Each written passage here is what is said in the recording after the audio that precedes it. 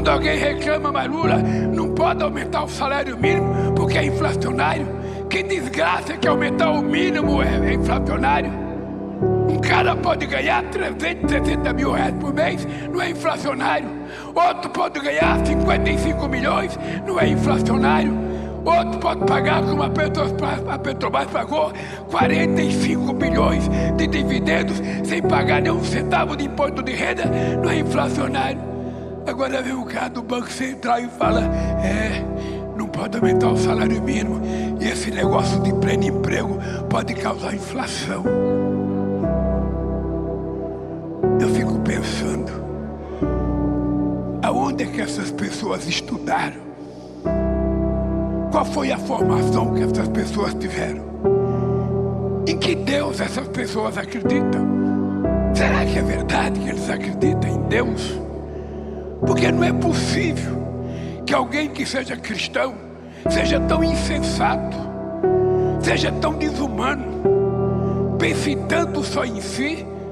O que eu quero, na verdade, é fazer com que esse país se transforme num país em que todos possam levantar de manhã, tomar um café gostoso com a tua família, almoçar, jantar, no final de semana ir no restaurante. E os pobres do Rio de Janeiro não tem que ficar só nos morros, eles têm que ter o direito de ir pra praia de Ipanema, Copacabana, tomar uma caipirosca e viver a felicidade que Deus prometeu para eles. Qual é o crime? Qual é o crime das pessoas viverem bem? Qual é o crime da gente dizer que a filha de uma empregada doméstica tem que ter a mesma oportunidade que o filho da sua patroa? Qual é o crime da gente dizer que um filho de pedreiro pode ser engenheiro? Qual é o crime que a gente comete quando a gente cria um programa pé de meia para garantir que 500 mil de meninos e meninas no ensino médio não desista da escola para poder ajudar o orçamento familiar? Ah, mas vai custar caro, vai custar 10 bilhões de reais, que custe 15. Eu prefiro gastar 10 bilhões em educação para nossa juventude do que gastar 50 centavos para fazer uma cadeia para prender ele se ele não tiver sorte de estudar amanhã. Aqui nesse país, historicamente, tudo que a gente quer fazer, as pessoas falam, vai custar caro. Custa muito caro. Está custando caro fazer isso aqui, Magda. Está custando caro a gente fazer esse complexo Boa Ventura. Está custando caro. Mas vamos fazer a pergunta ao contrário. Quanto custou paralisar ele desde 2018? Quanto custou? Quanto custou a esse país a gente não ter feito reforma agrária na década de 50? Quanto custou a esse país a gente não ter alfabetizado todo o povo brasileiro na década de 60? Quanto custou a esse país permitir o êxodo rural para ocupar as grandes cidades brasileiras de forma desordenada, como aconteceu? As pessoas não perguntam isso, porque as pessoas que fazem essas perguntas não sabem o que é ser pobre, não sabem o que é ser trabalhador, não sabem o que é ficar desempregado, não sabem o que é passar fome, não sabem o que é não ter uma profissão.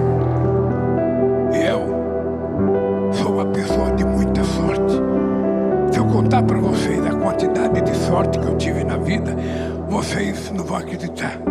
A primeira coisa que eu tive sorte foi nascer de uma mãe que teve 12 filhos, sem médico, só com parteira.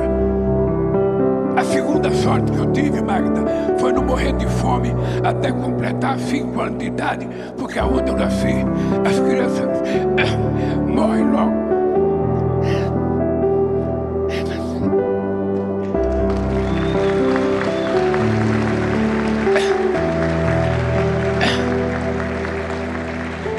A terceira sorte que eu tive foi ter uma mãe que era analfabeta, teve coragem de se separar do marido com 8 filhos menores, porque 4 já tinham morrido. Ela levou a gente para um barraco. A gente dormia amontoado. E ela nunca mais quis voltar com meu pai, apesar da quantidade de vezes que ele mandou os irmãos dele convencer ela. Eu digo isso porque tem muita mulher que vive com o marido porque o marido paga o aluguel. Eu vivo com o marido porque ele dá comida em casa. Nenhuma mulher pode vender a sua honra, a sua dignidade por um prato de comida.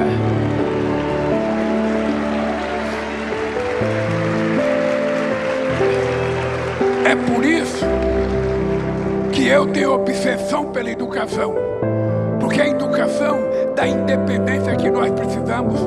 Uma mulher bem formada, uma mulher com profissão, ela só vai viver com um homem se ela gostar dele, ou viver, sabe, com a mulher, viver com gente. Porque hoje a gente tem que ser mais moderno, viver com gente.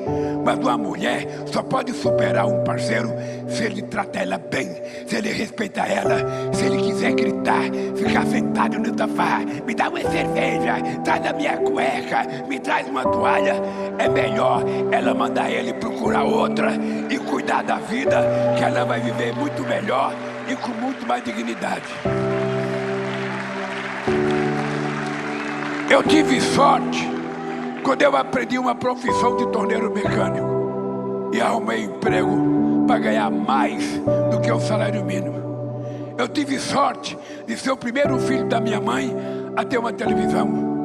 Eu tive sorte de ser o primeiro filho da minha mãe a ter um diploma primário. Eu tive sorte de ser o primeiro filho da minha mãe a ter uma geladeira, a ter um carro, a ter uma casa própria.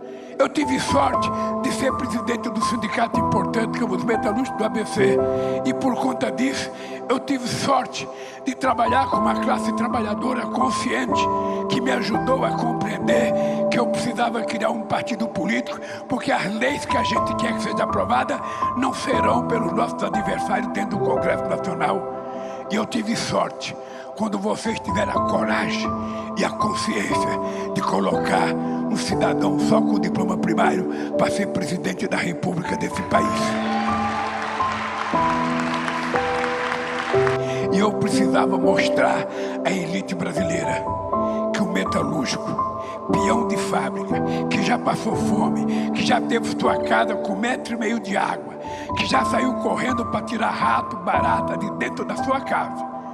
Eu quero provar para eles que eu tenho mais competência de governar do que eles que nasceram numa vida de nababo, na detrimento de ouro, e estudaram quanto eles quiserem.